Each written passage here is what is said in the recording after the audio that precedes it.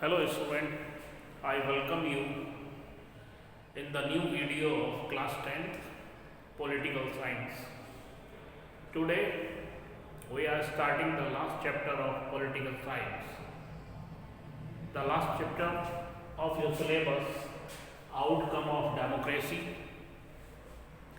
In the tour of democracy from the 9th class, we have studied about the democracy, what is democracy, why do we need democracy, what is the importance of constitution in the democracy, fundamental rights, electoral politics and working of institutions. And in the class 10th, we have studied about the power sharing, federalism, political parties, and now we will study outcome of democracy. What is the outcome of democracy? What do we find from a democratic government? Democratic governments का outcome क्या है, democracy से हमने क्या पाया, ये सारी बातें इस चैप्टर में पढ़ेंगे। क्लास 9th में हमने पढ़ा था कि democracy is better government for the other form of government. Number 1, promotes equality among citizen. Democracy क्या करती है? सिटीजन्स के बीच में इक्वालिटी को प्रमोट करती है। सब लोगों को बराबर का अधिकार मिलता है, सब लोग डेमोक्रेटिक गवर्नमेंट में समान होते हैं। मतलब there are no differences on the basis of gender, religion, caste and region also, and hence the dignity of individual.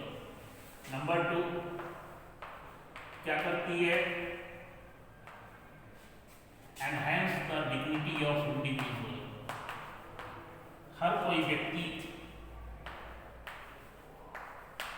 जो डेमोक्रेटिक कंट्री में रहता है उसकी डिग्निटी का, उसके मान सम्मान का पूरा ध्यान रखा जाता है।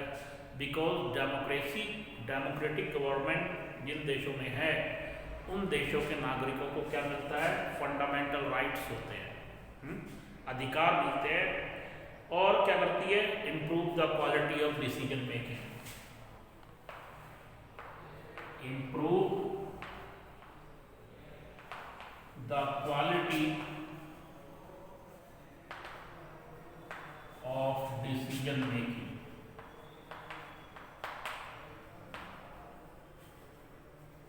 ये क्या करती है?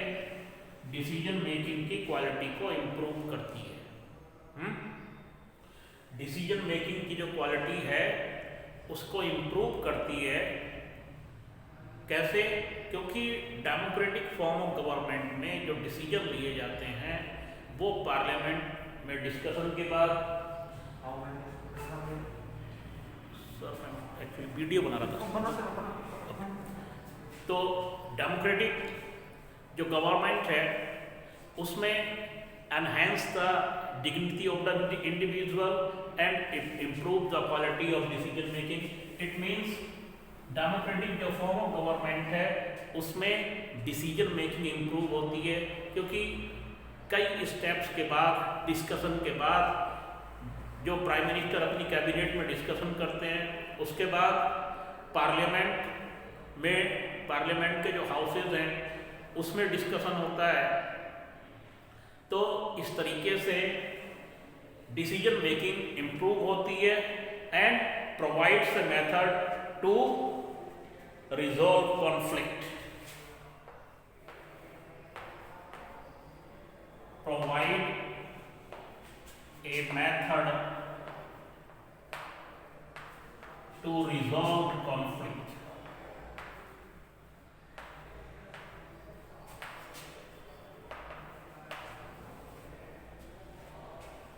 इसमें क्या होता है?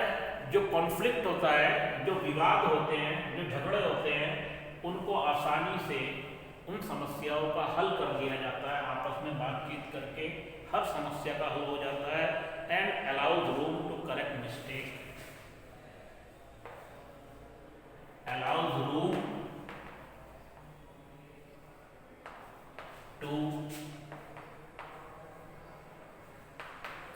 मिस्टेक।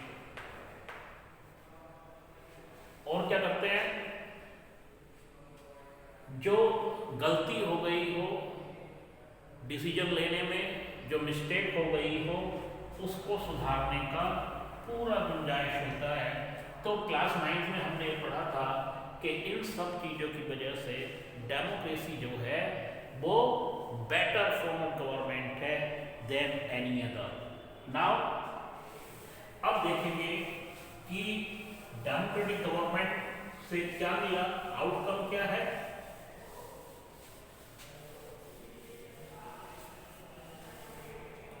पहला फर्स्ट है, democratic government is a legitimate government.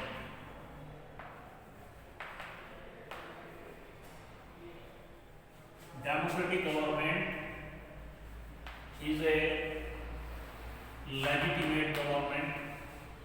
It means legitimate government का मतलब क्या है कि डेमोक्रेटिक जो गवर्नमेंट होती है वो लेजिटिमेट है। लेजिटिमेट का मतलब क्या है कि under which laws and action of the government are revealed to the people. It means government के जो लॉज और एक्शन हैं वो जनता के सामने ट्रांसपेरेंट होते हैं। सरकार जो है ट्रांसपेरेंट मैनर में काम करती है, पारदर्शी तरीके से काम करती है। It means government offices, parliament, prime minister office, कोई भी किसी भी गवर्नमेंट ऑफिस की जानकारी कोई भी सिविलियन ले सकता है, यानी कि काम पारदर्शी तरीके से होता है। कुछ भी छुपा नहीं होता। ये है लेजिटिमेट का मतलब। Next, these laws are applicable to the all citizen. और जो कानून गवर्नमेंट बनाती है वो लॉज जो हैं वो सारे जो लोग हैं, these laws applicable on all the citizen. देश में रहने वाले जितने भी लोग हैं वो उन पर कानून सब पर लागू होते हैं। कोई अमीर है, कोई गरीब है, किसी भी धर्म का है, किसी भी जाति का है, वो गवर्नमेंट एम्प्लॉई है या मिनिस्टर है सरकार में, कोई भी हो, कानून की नज़र में सब बराबर होते हैं। मतलब गवर्नमेंट जो कानून बनाती है वो देश में रहने वाले सब नागरिकों पे एक समान रूप से लागू होते हैं। और in a democracy there is a political equality. और डेमोक्रेसी में क्या होता है, पॉलिटिकल इक्वालिटी होती है। डेमोक्रेसी में पॉलिटिकल इक्वालिटी होती है। It means her person, every person has voting right and every vote count one. मतलब देश में रहने वाला कोई भी व्यक्ति जिसकी उम्र 18 ईयर्स हो गई है इंडिया में, उसको वोटिंग राइट मिलते हैं। और हर किसी के वोट की कीमत बराबर होती है, चाहे कोई गरीब हो, चाहे कोई अमीर हो, चाहे शिक्षित हो, चाहे हाईली क्वालिफाइड हो, चाहे एक गरीब मजदूर हो, चाहे मुकेश अंबानी जैसा अमीर पर्सन हो, चाहे प्राइम मिनिस्टर हो, चाहे प्रेसिडेंट हो, सबके वोट की कीमत बराबर है। सबको वोटिंग राइट होते हैं और सबके वोट की कीमत बराबर होती है। और डेमोक्रेसी में क्या होता है, people have the right to challenge the government policy. और क्या होता है,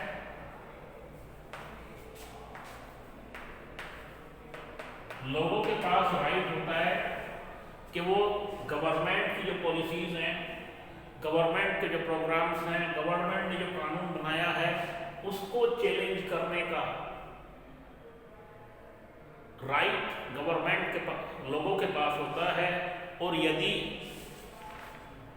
जनता सरकार के काम से खुश नहीं होती तो जनता के पास अधिकार होता है कि वो नेक्स्ट इलेक्शन में उस सरकार को बदल दे।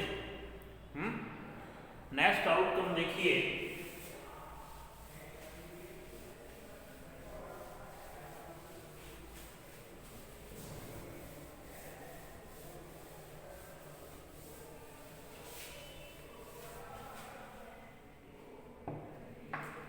Accountable government.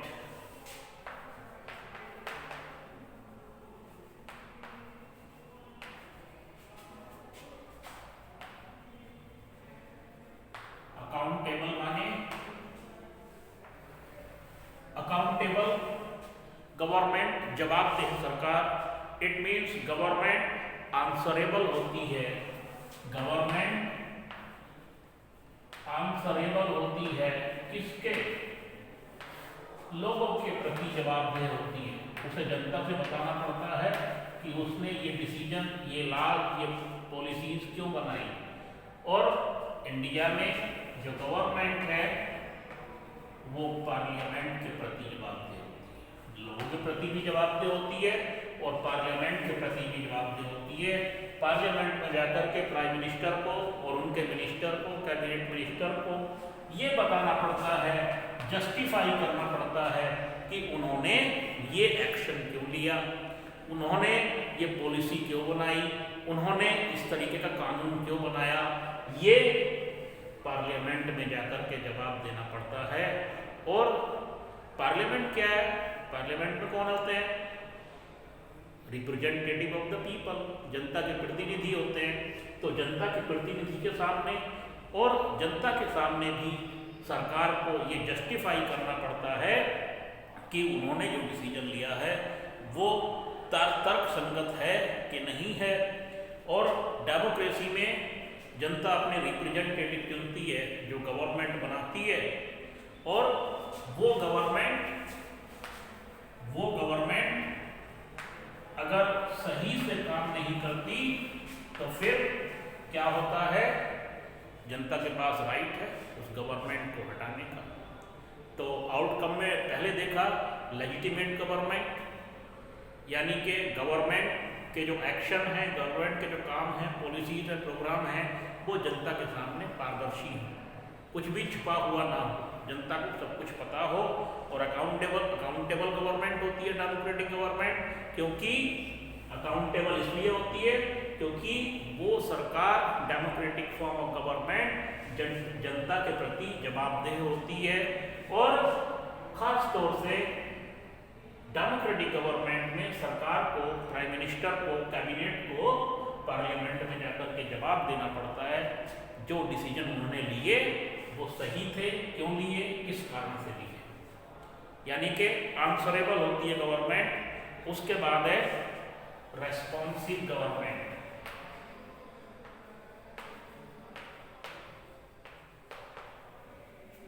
Responsive government